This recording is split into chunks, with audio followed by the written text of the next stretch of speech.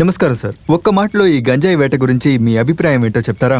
చాలా ఏళ్ల నుంచి గంజాయి పెంచుతున్న ఈ అరకులో పోలీసులు గమనిస్తూనే ఉన్నారు. ఈ గంజాయి కుంభకోణం వెనుక ప్రముఖ హస్తాలు ఏమైనా ఉన్నాయా మీకు తెలుసా?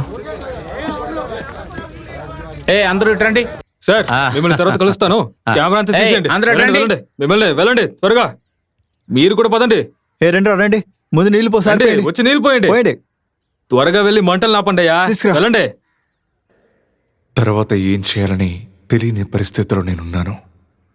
బుద్ధనో లేదా వాడికి మించి ఎవరైనా ఉంటే వాళ్ళెవరూ నా కంటికి కనపడలేదు. 16 ఏళ్ళు కష్టపడి కాపాడుకున్న బుద్ధన్ సామ్రాజ్యాన్ని ఒకే రోజు రాత్రిలో నా కాళ్ల కింద పడేశాను.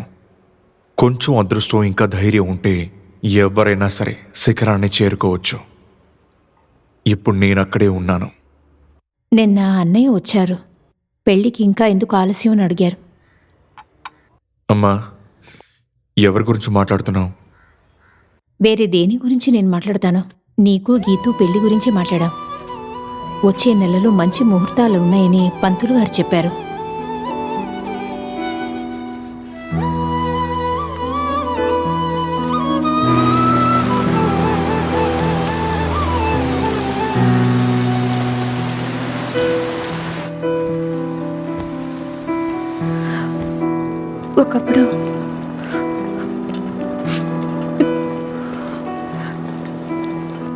ఒకప్పుడు నీ గురించి తెలియక నీ మీద ద్వేషం పెంచుకున్నాను బావా.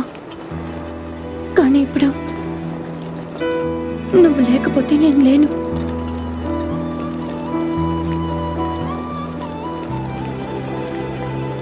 అది మీ దగ్గరున్న డబ్బు కోసం కాదు బావా. నువ్వు నన్ను నరకానికి పిలిచినా సరే నేను వస్తాను. చివరి వరకు మీరు నన్ను ప్రేమిస్తే మాత్రం చాలు.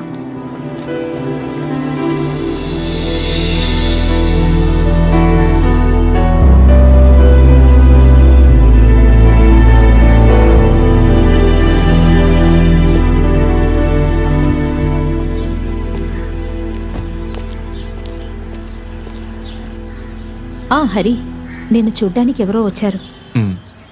వచ్చే నెల ముహూర్తాలు ఉన్నాయన్నావు కదా? అవును.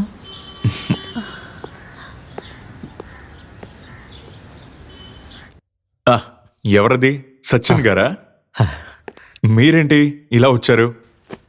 కొత్త కమిషనర్ చార్జ్ చేసుకున్నారు. మనము వెళ్ళి కలుద్దామా? నేను శేషుకు చెప్పి అతన్ని కలవమని చెప్తాను. అది కాదు, అతను ఒక మొరటోడని విన్నాను. డైరెక్ట్గా వెళ్ళి కలిస్తేనే బాగుంటుంది. నేను ఖచ్చితంగా కలుస్తాను. అయితే మరి నేను...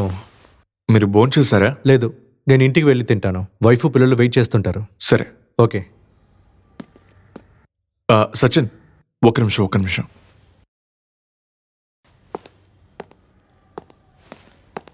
ఇది పిల్లలకి ఇవ్వండి. ఈరోజేంటి చాలా హ్యాపీగా ఉన్నట్టున్నావు? అంతా మాట్లాడావా? అంతేనా?